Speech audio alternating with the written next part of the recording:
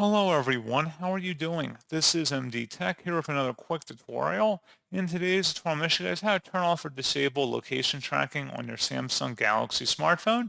So it works both ways if you want to enable or disable or allow or deny app permission to access device location.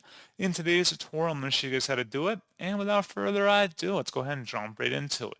All you have to do is swipe up on the home screen and select the settings gear button. And then you want to scroll down and select the location tile.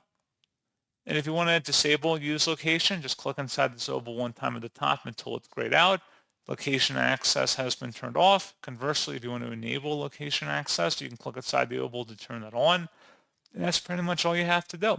So pretty straightforward process on that, guys. And as always, thank you for watching. I do hope that I was able to help you out, and I do look forward to catching you all in the next tutorial. Goodbye.